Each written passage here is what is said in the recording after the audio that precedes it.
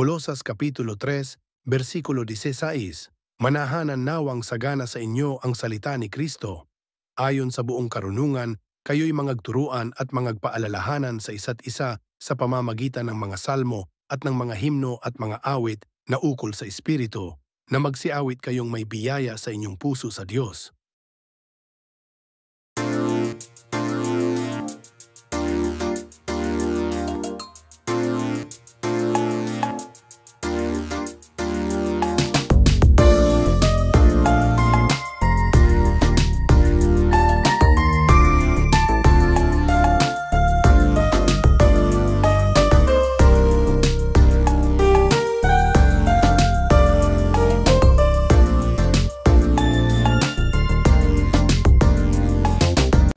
Palakpakan natin ang Panginoon, mga kapatid.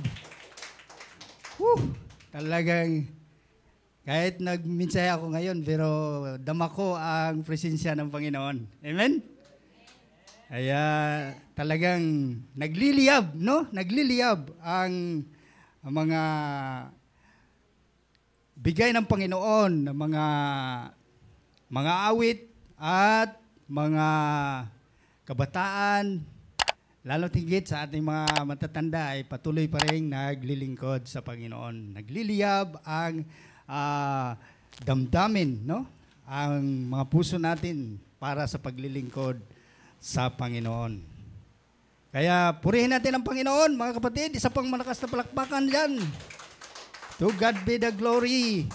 At sa ating mga masigasig na manunugtog, salamat tayo sa Panginoon na mula noon hanggang ngayon ang kanyang presensya ay patuloy na ibinibigay ng Panginoong Diyos kalakasan mula pa noong mga dekada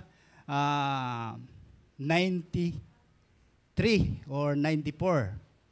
Tuloy-tuloy pa rin kami mga paglilingkod sa Panginoon at nandyan ang ating mga sisters nagsilakihan na. No, lalo na bigyan pa tayo ng Panginoon. Nandyan si Brother Carlo na binigay ng Panginoon. Palakpakan natin ng Panginoon. Yes, nagliliyab. Nagliliyab ang pagsinta ng Diyos sa atin, ang pag-ibig ng Diyos sa atin. Ang iyong abang lingkod ay nung nangaral kami, nung unang tinawag ako ng Panginoon, kami kasama ni Pastor John doon sa Placer. Sa bayan namin, nangaral kami doon sa Bidjaan Pay. Ang pagka ikaw ay tinawag ng Panginoon, nagliliyab sa kalakasan, sa karunungan, lahat, mga awitin, talagang pinapatnubayan tayo ng Panginoong Diyos. Amen, mga kapatid? Lahat tayo na nandirito, nagliliyab ang pagsinta ng Panginoong Diyos. Kaya ang ating pinaka-ebanghelyo, ang pag-ibig ng Diyos o pagsinta ng Diyos sa sanlibutan. Kaya tayong lahat bilang naninirahan sa sanlibutan ay pinag-isa ng Panginoong Diyos upang tayo'y maglingkod at magpasalamat sa Kanya sa pamamagitan ng mga awiting ibinigay ng Diyos para sa atin. Kaya tayong lahat ay magpasalamat. Magpasalamat tayo sa buhay na hiniram lamang natin. Dapat nating isauli sa Kanya at suklian sa pamamagitan ng mga awiting spiritual, mga kapatid. Kaya yan ang ipinangako natin sa Panginoong Diyos. Dahil kung wala ang Panginoong Diyos sa ating buhay, wala tayo ngayon. Amen. Wala tayo ngayon. Sapagkat, sabi ng Panginoon sa key verse natin, mga kapatid, sapagat gayon na lamang ang pagsinta ng Diyos sa sanlibutan, na ibinigay niya ang kanyang bugtong na anak upang ang sinumang sa kanya ay sumampalataya ay huwag mapahamak. Yan ang pangako ng Panginoon Diyos, mga kapatid. Hindi tayo mapapahamak sapagkat ang buhay ng anak ibinigay na sa atin. Kundi ay magkaroon ng buhay. Ang pangako ng Panginoong Diyos, hindi buhay na pansamantala lamang, mga kapatid. kundi buhay na walang hanggan na ipinangako ng Panginoong Diyos. Yan ang pagsinta ng Diyos sa mga taong naglilingkod. Hindi lamang tayo rito, mga kapatid. Hindi lamang tayo rito, kundi doon pa sa mga taong naglilingkod na siyang nagliliyab sa kanilang pananampalataya. Isa lang ang tingin ng Diyos sa mga taong gustong manatili sa kaligtasan, mga kapatid. Yan ang gusto ng Panginoon. Kundi tayong lahat ay magkaroon ng buhay na walang hanggan. Naway, inanyayahan ko kayo, mga kapatid, sa ating munting panalangin. Naway, dagdagan pa ang ating mensahe ngayon, mga kapatid. Pikit po natin ang ating mga mata, yukong ating mga ulo, tanda ng ating pagpakumbaba sa Panginoong Diyos na upang patuloy na magpakumbaba ang bawat isa, patuloy na mananalig sa kanyang presensya upang tamuhin ang kaligtasan na ibinigay at pinangako ng Panginoong Diyos. Dahil kung wala ang anak, wala tayong magagawa sa ating buhay.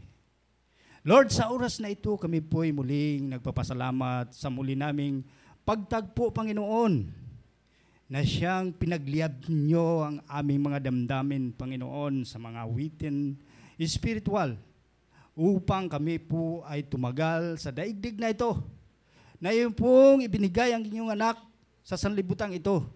O aming sinampalatayanan dahil sumampalataya kami sa iyong banal na salita, Panginoon. Salamat, Panginoon, sa muli naming pagtagpo. Naway, patuloy mo po kaming palakasin, Panginoon. Hinahinay namin, Panginoon, ang mga wala pa po rito. Wala pa sa iyo, Panginoon. Hawakan mo po sila, Panginoon. Ikabit mo po sa iyong, ikaw ang puno, Panginoon. Gawin mo silang mga sanga, Panginoon, upang sila po ay lalago at bubunga hanggang sa pagdating ng iyong pinakadakilang kaarawan sa araw ng paghuhukom ay aagawin mo ang mga naglilingkod sa iyo, Panginoon. Salamat, Panginoon, sa iyong pinakadakila at banal na pangalan na aming inaawitan, Panginoon. Ang lahat ay magsasabing, in Jesus' name we pray. Amen. Yes, Lord. Salamat sa mga nandirito, salamat sa lahat at patuloy na ibinabahagi ang salita ng Panginoong Diyos. Patuloy tayo, kahit konti lang tayo sa paningin ng mga tao. Ang Diyos ang nagpupuno, nagdaragdag, at siya lamang nakakaalam sa bawat isa kung sino ang sa Kanya. Sabi nga ng Panginoon, ang bawat may espiritu ay sa Diyos. Yung may espiritu ni Kristo ay sa Kanya po yan. Roma 8:9 po yan, mga kapatid. Kaya patuloy tayo, mga kapatid, na ating pong tatalakayin ang tatlong bagay na ibinigay ng Panginoon Diyos sa mga tao na siyang nagbibigay ng kalakasan sa bawat isa. Yung tinatawag na for God so loved the world that He gave His only begotten Son, that whoever believe in Him should not perish but have everlasting life. Yan ang ibibigay ng Panginoong Diyos sa atin. Yung everlasting, no? Everlasting, napakasarap pakinggan, no? Kung makatanggap tayo ng everlasting life. Yung walang hanggang buhay. Yun ang ipinangako ng Panginoong Diyos. May tatlong bagay tayo dito, mga kapatid, na ating pagsalasaluhan. Naway, maramdaman ninyo ang mga verses na ito, mga kapatid, na bagamat ito'y naririnig na ninyo at ipaparinig pa ng Panginoong Diyos upang ma-realize natin na talagang mahal tayo ng Panginoong Diyos. Unang katotohanan, sapagkat gayon na lamang ang pagsinta ng Diyos sa sanlibutan. Ang sanlibutan ito, mga kapatid, ay tinutukoy sa lahat ng mga nanirahan sa daigdig. Yun ang gustong gawing pag-ibig ng Diyos. Gawing pag-ibig ng Diyos. No? Sapagkat ang Diyos ay umibig sa atin. Hindi tayo umibig sa Diyos. Hindi naman natin nakikita ang Diyos. Kaya ang Diyos talagang umibig sa atin, mga kapatid. Yan ang gusto ng Diyos na tayo'y mailigtas sa sanlibutan. Hindi niya gustong ipahamak ang sanlibutan. Ang sanlibutan ito ay tayo na sinasabi ng Panginoon. Sabi niya sa Roma Kapitulo 5, ang talatay 8, datapwat, iminagtagubilin ng Diyos ang kanyang pag-ibig. No? Ipinagtagubilin sa atin na nang tayo'y mga makasalanan pa, si Kristo ay namatay dahil sa atin. Alam natin yan, mga kapatid. Kaya ipa-remind lang ng Panginoong Diyos na tayo mahal ng Diyos sapagkat siya ay umibig sa atin. Ano pa ang sabi ng Panginoon sa unang Juan 4? Ang sabi ng Panginoon, dito nahayag ang pag-ibig ng Diyos sa atin. Sapagkat sinugo ng Diyos ang kanyang bugtong na anak sa sanlibutan upang tayo'y mabuhay sa pamamagitan niya. Kaya naman pala gusto ng Diyos na mabuhay ang isang mananampalataya. Kaya dahil sa kanyang pagmamahal, mga kapatid, ibinigay niya ang kanyang bugtong na anak upang ang sinuman sa kanya ay sumampalatay, huwag mapahamak. Sabi niya, narito ang pag-ibig. Hindi tayo umiibig sa Diyos, kundi siya. Ano? Kung sabihin natin, mahal natin ang Diyos, paano natin mamahal ang Diyos? Hindi naman natin siya makikita. No? Ang sabi ng Panginoon, narito ang pag-ibig. Hindi tayo umiibig sa Diyos, kundi siya ang umibig sa atin at sinugo ang kanyang anak na pampalubag loob sa atin sa ating mga kasalanan. Kaya narito tayo ngayon, mga kapatid. Nagsamba at nagpupuri. Tuloy-tuloy ang pagliyab, pag-awit. No? Napakaganda ng layunin ng Panginoong Diyos para sa atin bilang pinili ng Diyos upang tayo'y ilaan doon sa kalangitan na kanyang inihanda doon sa buhay na walang hanggan, mga kapatid. Ano ba ang sabi sa unang Juan 4:14? At nakita natin at sinasaksihan na sinugo ng Ama ang anak upang maging tagapagligtas ng sanlibutan. Yan ang gusto ng Diyos, mga kapatid, na iligtas ang mga taong mananampalataya dito sa sanlibutan. Na ang sanlibutan na sinasabi ng Panginoon ay ang mga taong ganap na gustong makabahagi doon sa kalangitan na ang tawag na everlasting life, mga kapatid. Yun ang gusto ng Diyos, na makalasap tayo dahil siya lang ang ating pinaglilingkuran habang buhay.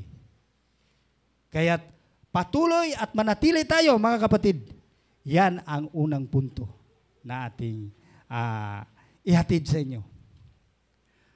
Sa pangalawang punto, sabi ng Panginoon na ibinigay niya ang kanyang bugtong na anak upang ang sino man sa kanya ay sumampalataya ay huwag mapahamak. Yan ang pangako ng Panginoong Diyos. Sa Roma Kapitulo 8, ang talatay 32. Siya na hindi pinagkait ang kanyang sariling anak. Ang sariling anak ng Diyos, mga kapatid. Hindi pinagkait ang kanyang sariling anak, kundi binigay dahil sa ating lahat. Bakit hindi naman ibinigay sa atin nang walang bayad ang lahat ng mga bagay? ibinigay ng Diyos na walang bayad ang lahat ng bagay. Na sa sakripisyo ng Diyos sa atin upang makalasap man lang tayo ng mga katagumpayan doon sa ating pananampalataya, mga kapatid. Nanatandaan natin na ang Kristo, nung siya'y namatay, sa Gawa 2:23, siya na ibinigay sa takdang pasya at paunang kaunawaan, kaalaman ng Diyos. Kayo, sa pamagitan ng mga tampalasan, ay inyong ipinako sa krus at pinatay. Dahil sa mga taong mapagsamantala, na ipako sa krus ang ating Panginoon, na siya namang nakapagbigay ng tamang landasin doon sa mga taong mananampalataya. Ito ngayon, tayo ngayon na nandirito. Kung hindi tayo pinili ng Panginoon, wala tayo ngayon sa ating kinalalagyan. Hindi tayo makapagsalita, hindi tayo makapagpuri. Dahil wala sa atin ang Diyos. Ngunit tayo'y pinili. Sabi niya sa Juan 3:17, sapagkat hindi sinugo ng Diyos ang anak sa sanlibutan upang hatulan ang sanlibutan. Sabi niya, kundi upang ang sanlibutan ay maligtas sa pamamagitan niya. Gusto niya ang lahat ng tao ay maligtas, mga kapatid. Gusto niya. Ngunit ang mga tao lang ang ayaw. Di ba kung natatandaan ninyo yung sa kapanahunan ni Moises, sa panahunan ni Noah, na kahit anong pangangaral nung unang panahon, nabigyan ng kaligtasan ang mga taong sumunod sa kautusan, ngunit hindi nila sinunod. Lalo na't ngayon, mga kapatid, na nagpatunay na may sinugo ang Diyos upang ang mga tao ay maligtas sa pamamagitan ni Kristo. Ano pa ang sabi sa Juan 3:18? Ang sumampalataya sa Kanya ay hindi hinahatulan. Ang hindi sumasampalataya ay hinatulan na, sapagkat hindi siya sumampalataya sa pangalan ng bugtong na anak ng Diyos. Yaon lamang ang hahatulan, mga kapatid, yung hindi naniwala sa Panginoon Hesukristo na siyang bugtong na anak na ipinangako ng Panginoong Diyos na siya nating ikaliligtas. Ngunit sa kapanahunan ng mga Hudyo, siya'y pinagtatawanan, mga kapatid. Dahil na lamang tayo'y nakinig sa salita ng Diyos at ipinangaral. Dahil hindi natin siya nakikita, sumampalataya tayo sa mga bagay na hindi nakikita.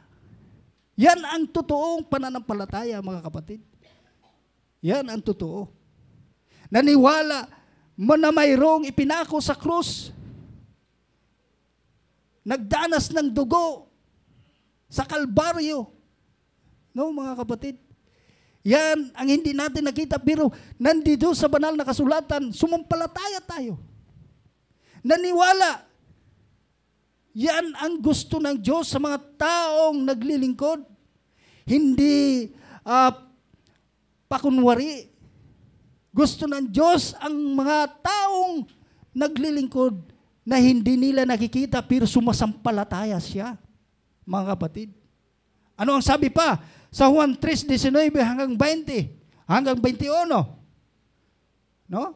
Ang sabi ng Panginoon, at ito ang kahatulan na naparito ang ilaw sa sanlibutan. At iniibig pa ng mga tao ang kadiliman kaysa ilaw, sapagkat masama ang kanilang mga gawa. Di ba napapansin ninyo, mga kapatid, na kunti lang ang mga nanambahan sa mga sambahay-sambahan. Nandoon ang maraming mga taong gusto nila ang kadiliman, sapagkat masama ang kanilang mga gawa. Sa 20, sapagkat ang bawat isa na gumagawa ng masama ay napupuot sa ilaw. Yung mga taong napupuot sa ilaw, mga kapatid, yung hindi sumasampalataya sa Panginoong Kristo. Upang huwag masaway ang kanyang mga gawa. Ano ang mga gawaing sawayin na dapat iwasan, mga kapatid? Yung mga hindi kaaya-aya na mga gawain. Anong mga gawain na yan? Kayo nang nakakaalam. Kung isa-isahin ko pa, mga kapatid, halos hindi na tayo hapon. Kung isa-isahin natin ang mga gawain ng sanlibutan, na kumbaga ang kanilang mga gawa ay hindi na masaway. Salamat naman tayo dito sa ating Panginoon na tayo sinasaway, tayo nagsisimba't nagpupuri sa Panginoon. Kaya't sumamba tayo sa ilaw. Ang sabi pa nga sa 21, datapwat ang gumagawa ng ang katotohanan ay lumalapit sa ilaw upang mahayag ang kanyang mga gawa sa Diyos. Pag lumapit tayo sa ilaw, mga kapatid, ang mga gawain natin ay lahat mabuti. Lahat mabuti. Kung tayo'y lumapit sa ilaw. Pag hindi tayo lumapit sa ilaw, ang ating mga gawain ay masasama. No? Mamili lang tayo, mga kapatid. Kung gusto ninyong mapunta sa impyerno na siyang ikalawang kamatayan, ang mga gawain na yan ay puro kasamaan. Kung ikay gusto ng buhay na walang hanggan, yan, piliin natin ang mga gawang mabuti dahil ang mga gawang mabuti ay sa Panginoon. Purihin natin ang Diyos, mga kapatid. Yan ang ikalawa nating punto. Sa pangatlong punto, yun ang pinakaasam-asam ng lahat ng mga pananampalataya. Hindi lamang ang Smyrna Christ, kundi ang lahat ng mga gawaing espiritual naway makalasap na magkaroon ng buhay na walang hanggan na ipinangako ng Panginoong Diyos. Ito ang buhay na walang hanggan na siyang kumikilala sa pangalan ng Panginoon. Ano ba ang buhay na walang hanggan? Ang sabi ng Panginoon sa unang Juan 5:11, ang talatay 11 hanggang 15. At ito ang patutuo, na tayo'y binigyan ng Diyos ng buhay na walang hanggan. At ang buhay na ito ay nasa kanyang anak. Ito ang pagkikilala natin sa buhay na walang hanggan, mga kapatid. Ang hindi kumikilala sa anak ay walang buhay na walang hanggan. Yan ang sabi ng Panginoon kung papaano natin makilala ang buhay na walang hanggan. Ayon sa unang Juan 5:11 hanggang 15. 12, ang kinaroroonan ng anak ay kinaroroonan ng buhay.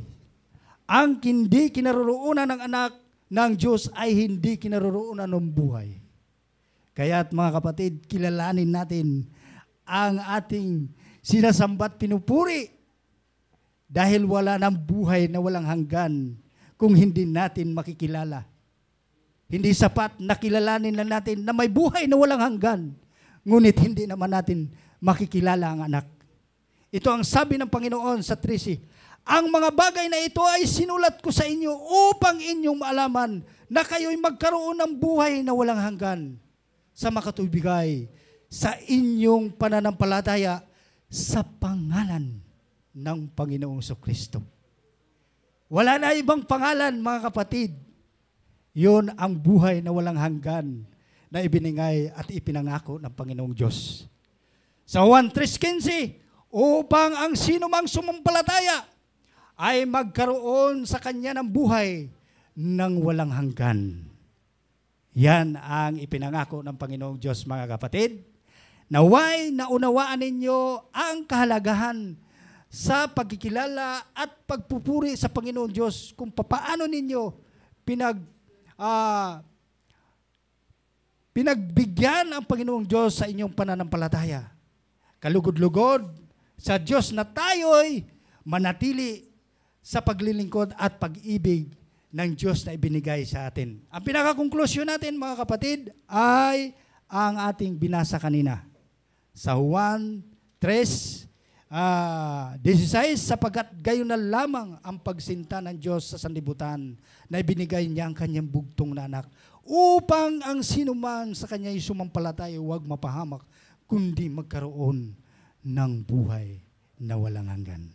Magandang umaga sa inyong lahat. Naway, makapagbigay at magkapaghatid sa inyo ng tamang landasin upang magbulay-bulay tayo gabit araw sa ating paglilingkod sa Panginoon.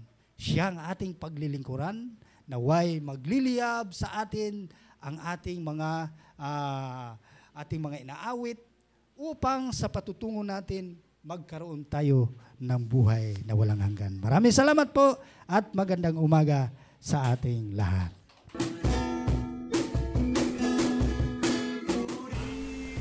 Ang kapayapaan ay iniiwan ko sa inyo. Ang aking kapayapaan ay ibinibigay ko sa inyo. Hindi gaya ng ibinibigay ng sanglibutan ang ibinibigay ko sa inyo. Huwag magulumihanan ng inyong puso, ni matakot man. Layuan ninyo ang bawat anyo ng masama, at pakabanalin kayong lubos ng Diyos din ng kapayapaan, at ang inyong espiritu at kaluluwa at katawan ay ingatang buo, na walang kapintasan sa pagparito ng ating Panginoong Jesucristo.